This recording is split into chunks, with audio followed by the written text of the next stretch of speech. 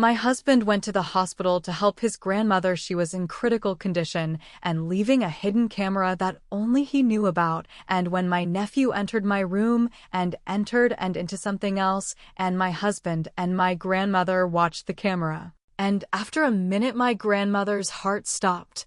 But before that, everything was still. Still like thick curtains in a house no one's opened in years. Still like lukewarm tea. Still like marriage on year 11. The kind of stillness that isn't peace, just absence of motion. It wasn't always like this, of course. But memory has a way of smoothing the edges, like wind softens stone over time. I stopped trying to measure when exactly things changed between me and Mark, my husband. Not out of apathy, but because the slope had been so gradual. I only noticed the bottom when I realized I was already there. We lived in a quiet part of town. Our house was modest. A two-story with gray shutters and a porch swing that only moved when the wind demanded it. The kind of place people drove by and thought, this is safety. Mark worked in insurance. He was the kind of man people trusted without knowing why. Calm voice, neat hands, the quiet kind of confidence that made other people feel safe. I used to admire that in him. Then I envied it. And then I stopped noticing it altogether. Our days were clean, polite, organized. He left for work at 8:10. I made coffee at 8:15. Laundry on Tuesdays. Groceries on Thursdays. It wasn't unhappiness, it was routine. It wore the skin of comfort, but inside it was hollow. And then Jacob came. He was Mark's nephew, his sister's boy. 18. Just finished high school, no plans for college, no job. His mother called one evening, voice already layered with apology.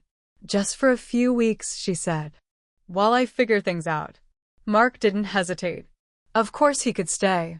Family, after all. The first time I saw Jacob again, I almost didn't recognize him.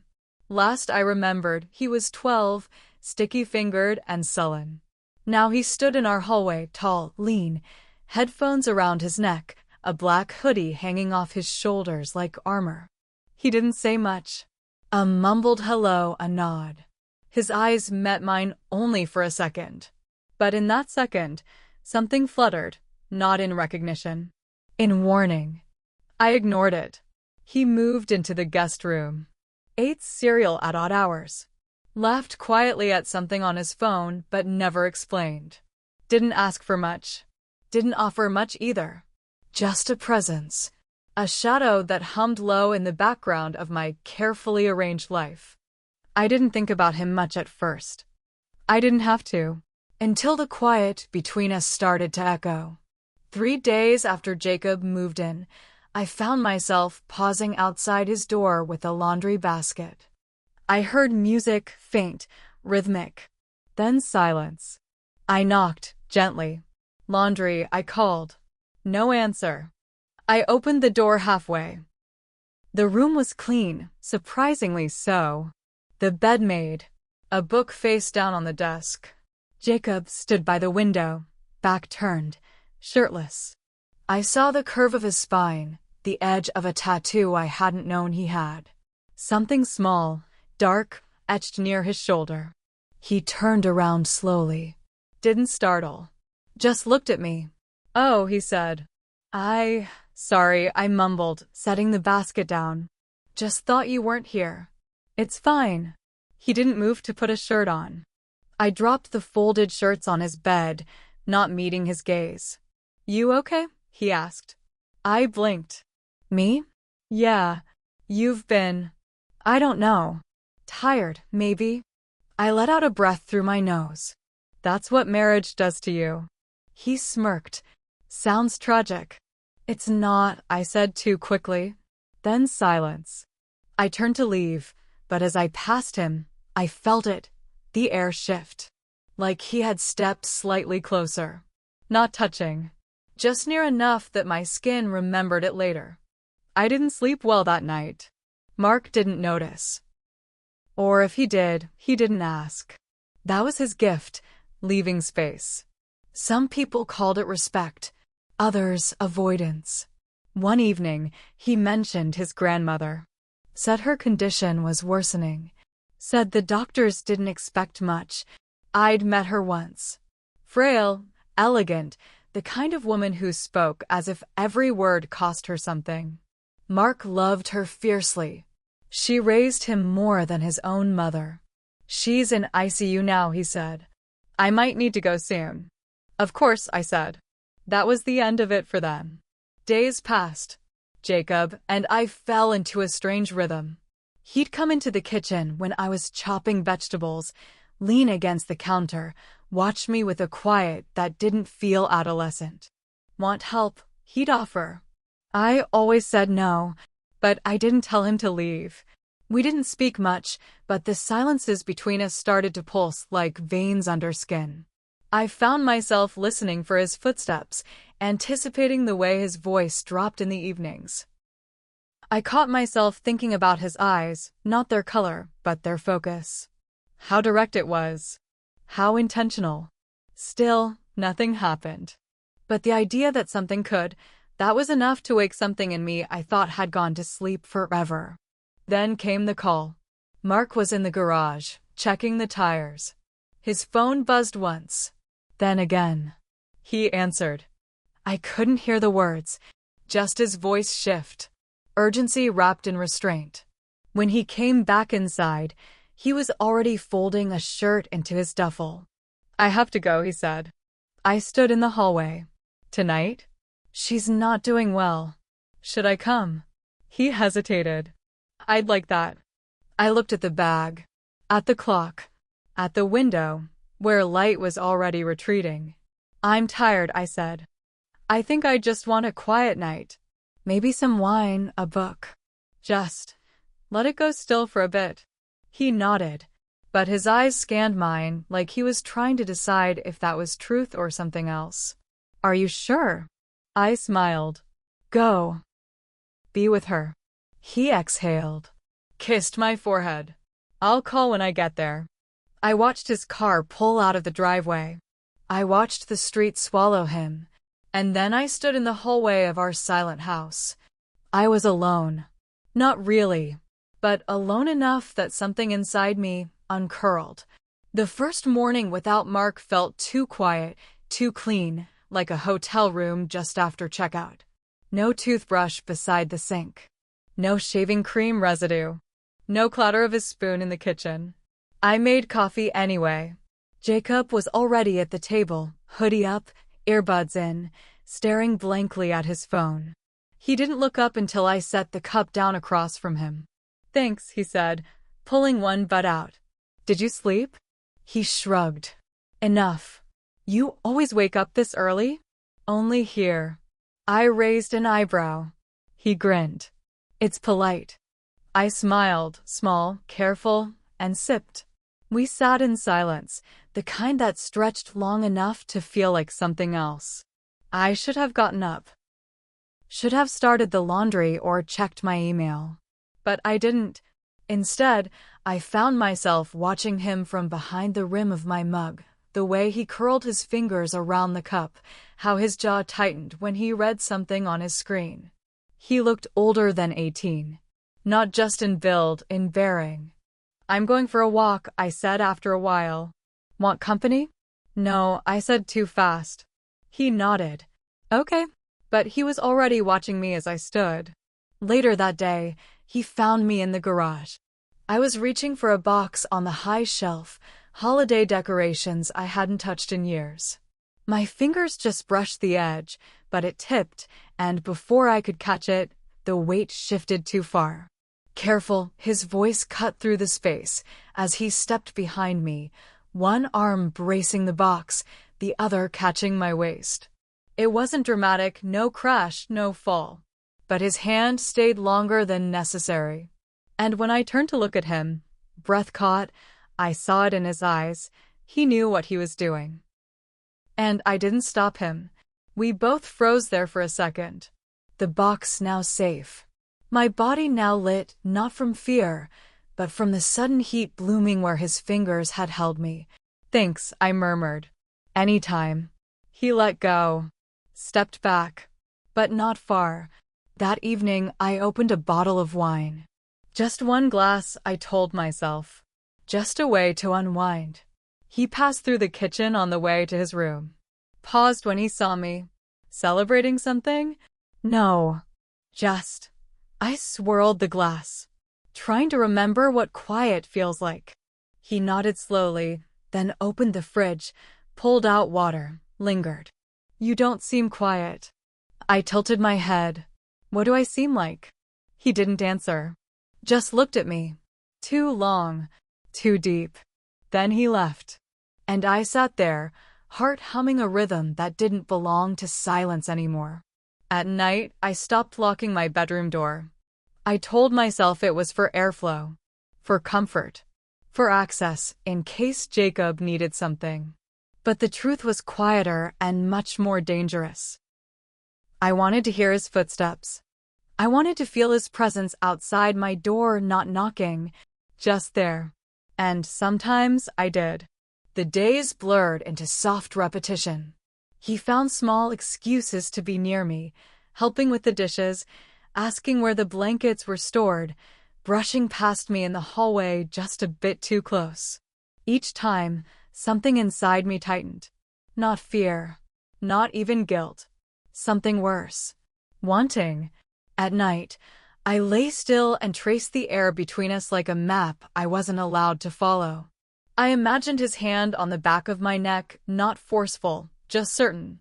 I imagined what his breath might feel like if he stood too close behind me. I hated myself for it. And I waited for it anyway. Mark called every day. Sometimes twice. His voice was thinner than usual, distracted. She's not responsive anymore, he said one night. They say it's a matter of time. I'm sorry, I whispered. You sound far away. I'm here. Pause. Then. Are you okay? I'm just tired. He exhaled. Yeah, that was all. That's how we were, gentle avoidance instead of confessions. Kind detachment. One night, after our usual call, I went to the bedroom and stood at the mirror longer than usual. I wore a white tank top and shorts. Plain. Ordinary. But I noticed how the fabric clung to me. How my collarbones caught the light. I shouldn't have cared. But I did.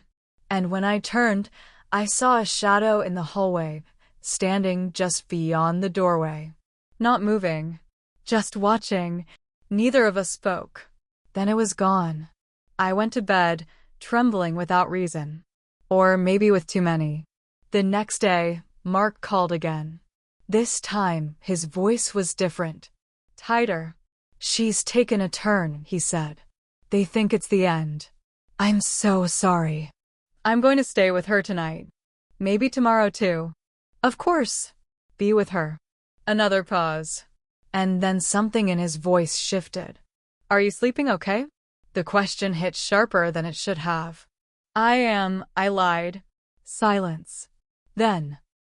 You know I love you. My throat closed around the answer. I managed. I know. He didn't say more. After the call, I sat on the edge of the bed for a long time. The room felt different. Watched. I stood up. Walked slowly to the bookshelf. Something small and black sat behind a vase. A tiny lens. Hidden. Almost invisible. The air left my lungs. Mark had installed a camera. He'd watched me. Was watching me. I stared at it for a long time. And then I walked away. Not out of fear, but because part of me wanted to know what he'd see. That evening, Jacob knocked once. Didn't wait. Opened the door slowly. I couldn't sleep, he said. I know, I replied. He stepped inside. I didn't stop him. I didn't move. He sat on the arm of the chair near my bed. Said nothing. Then his hand brushed mine just once. No apology. No retreat. And I didn't pull away. The room was too quiet. The camera was blinking. Somewhere far away, Mark watched a woman he no longer fully recognized. But still, nothing happened. Not yet. By the third morning, the lie had already made a home in me. It curled up next to my heartbeat. It stirred when Jacob passed too close. It breathed quietly between the words I exchanged with my husband on the phone. "How's she doing?" I asked, voice low. Mark exhaled. "Not good. She's barely there." "I'm sorry." "She asked about you today," he said, after a long pause. "Squeezed my hand and whispered your name. Called you, the quiet one." I swallowed. "I think she liked you. Even when you didn't say much." "I liked her too." Another silence. She said I looked tired. "Do you?" "I feel it," he said. "In my bones." He didn't ask how I was. Not this time. He didn't need to. He already knew something was wrong. Not because I said it. Because he saw it. Because the camera was on. Jacob didn't knock that day. He came into the kitchen where I stood in silence, holding a mug I hadn't sipped from in 10 minutes. "You're quiet," he said. I didn't answer. He walked to the sink, filled a glass, drank half of it, and leaned against the counter like it was his home. Like the space around me belonged to him, too. "Can I ask you something?" I glanced up. "Sure. Do you always live like this?" I blinked. "Like what?" "So clean. So careful." "I don't understand." "I think you do," he said, staring at me too steadily. "You move like you're afraid of being seen." His words hit somewhere deep. Somewhere I didn't like people going. Maybe I am. He stepped closer. Slowly. "No rush. You don't have to be." I stared at the pattern on the countertop, the marbled swirl that never changed. Then I said, "Leave the glass in the sink." He didn't smile. He just set it down and left the kitchen, but I felt him all night. Mark didn't call the next morning. Instead, I got a text. "With her now. Holding her hand. She's breathing like she's almost done." I stared at the message until my phone dimmed, and I realized I didn't feel dread. I didn't feel urgency. I felt relief. Because I knew where he was. Because I knew he wasn't watching. The camera blinked anyway. Maybe it had its own hunger by now. That night it rained, slow and constant. Jacob passed me in the hallway on the way to his room. But this time he paused. He didn't say anything, just stood there. I looked up at him from my spot on the couch. I didn't ask what he wanted. I didn't need to. He turned and walked into my room without waiting for permission. And I followed. At the hospital, Mark stared at the monitor. He wasn't sleeping. Neither was she. He sat with his phone beside him. Silent. Face up. The camera feed opened but muted. At some point, he tapped it. Just to check. Just to see. He didn't expect anything. He only wanted to feel close to home. I closed the bedroom door, but not all the way. That's what I tell myself now. That it wasn't deliberate. That I wasn't thinking of lenses. That I wasn't hoping he was watching. Or praying that he wasn't. Jacob stood in the middle of the room like he belonged there. I didn't ask why he came. He didn't explain. He stepped toward me. One step. Then another. He stopped just in front of me, close enough to feel the heat of his breath. "You're shaking," he whispered. "I know." He raised his hand slowly, brushed a strand of hair behind my ear. I closed my eyes. And I didn't stop him. On the screen, there was no sound. Only motion. Mark watched his wife raise her face to a boy who wasn't a boy anymore. He saw the pause. He saw the permission. He saw it all. He didn't breathe. Didn't look away. Behind him, his grandmother stirred in her bed, half conscious, mouth parted. He didn't notice at first when her hand slipped from his. Didn't register the flatline until the machine screamed. And by the time the nurse ran in, his eyes were still locked on the screen. In the room, Jacob was kissing my shoulder. Slow, not possessive, just certain. I felt everything, the tremble in my spine. The heat behind my eyes. The unbearable weight of being wanted. I didn't think about the camera. Not then. I didn't think about Mark. Not even when Jacob pulled me closer and whispered, "You don't belong to him."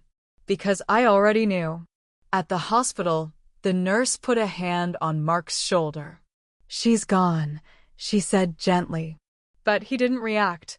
He sat still, phone in hand, screen still glowing. The image frozen now. A room he used to call home, and in it, a woman he used to call his. I don't remember how it ended. Not the moment. Not the breath. Not the stillness after. Only the look in Jacob's eyes. Like something sacred had broken. Like we had both crossed into something we couldn't name. I sat on the edge of the bed afterward. Barely dressed. Wrapped in a blanket that didn't feel like it belonged to me. Jacob stood at the door. He didn't touch me again. He just said, "Good night," and left. I didn't sleep. Not because I was afraid. Because I knew. Somewhere far away, a man I once loved had just seen everything, and something inside him, or maybe inside me, had died for good. Mark came home 2 days later. The house was quiet when the door opened. His suitcase landed gently on the floor. His footsteps were the same as always, measured, calm. But the silence inside them had changed.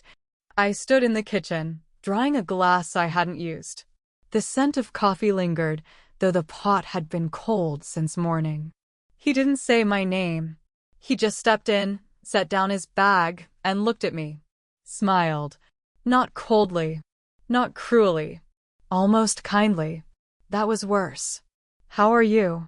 I asked, voice steady. He shrugged. Empty. He didn't mention the funeral. He didn't mention the footage. He didn't mention Jacob.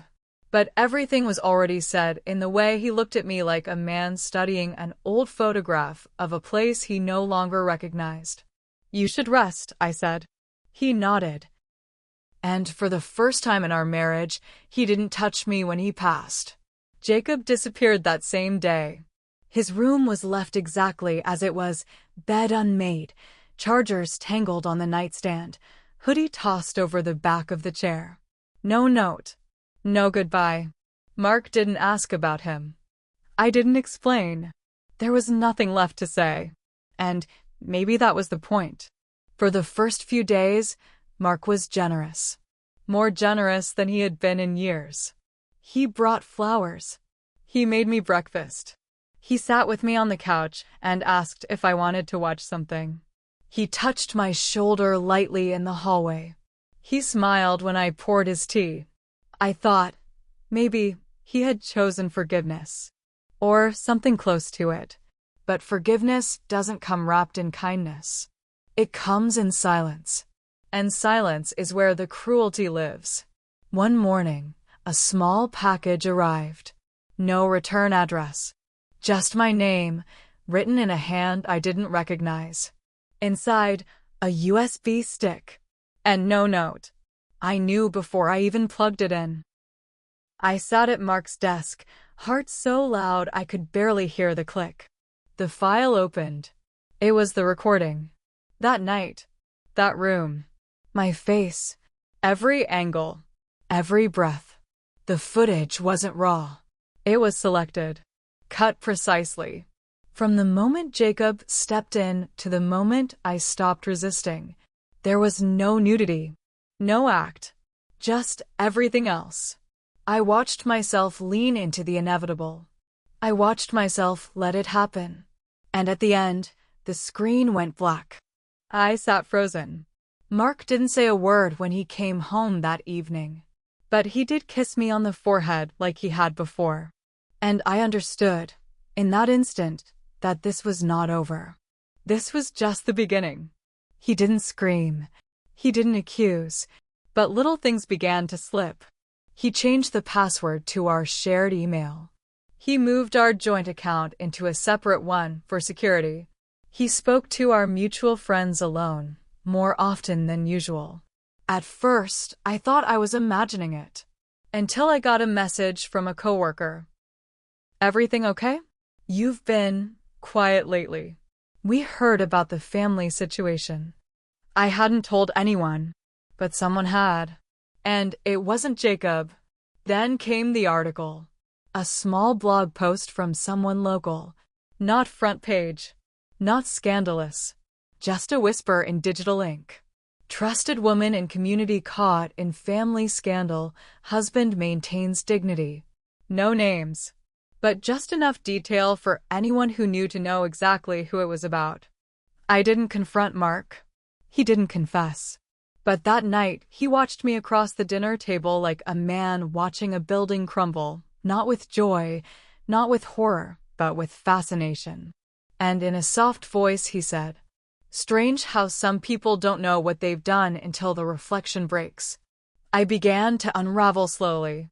Not loudly. Not tragically. But in pieces. The neighbors looked at me differently. One of the mothers at the store didn't wave. A friend canceled lunch. A man I didn't recognize whistled when I passed, like he already knew I was someone broken enough to try. I stopped opening the curtains. Stopped wearing color. Stopped answering messages that began with my name and ended with ellipses. The house became a mouth that swallowed sound. Even the floorboards learned to step more gently. Mark, for his part, was still the perfect husband, now more than ever. He offered to cook. He suggested we take a trip, just the two of us. He mentioned renewing vows in an offhand way. And then one morning, he asked, "Have you thought about going away for a while?" I froze. "Why?" He smiled. "Just thought you might need some space. You've been not yourself." I realized then what this was. Not punishment. Not revenge. Erasure. He wasn't trying to destroy me. He was trying to rewrite me. Take away the part of me that had felt. That had chosen wrong. That had desired without permission. That had wanted more. But here's what he didn't understand. You can't shame a woman who has already burned through her guilt. You can't exile someone who has already lost their name. All that's left is the core. And mine, whatever it was, had already changed.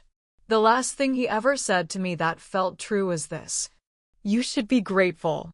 I could have done worse." And he was right. He could have. He could have made a spectacle. He could have screamed. Divorced. Dragged my name through every gutter. But he didn't. Because he wanted me to know. He didn't have to destroy me himself. I would do it for him. One silent dinner at a time. Jacob never came back. Not in letters. Not in calls. He became a ghost. A scar with a heartbeat. And part of me, the part that still trembled at night, was glad. Because if he ever returned, I'm not sure I could survive wanting again. I stayed with Mark for 4 more months. Not out of love. Out of study. I watched the way he smiled. The way he folded towels. The way he touched my shoulder in front of guests. It was masterful. How he became the victim without ever naming the crime. And I played along. Until the day I left. No letter. No suitcase. Just the sound of the door clicking closed behind me. I live alone now. A smaller place. One window. No cameras. The silence here is different. Not safe. Not warm. But mine. Sometimes, when I stand in the kitchen, I catch a shadow in the corner of my eye and wonder if Mark ever watches. If he still checks the camera, even though I took it down myself. Maybe he doesn't need to.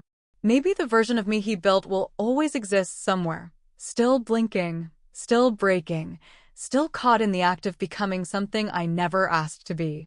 But here in this room, in this body, I am still breathing. And for now, that's enough. The story doesn't end. It only begins again. Inside the silence. Where I finally belong to no one. Not even myself.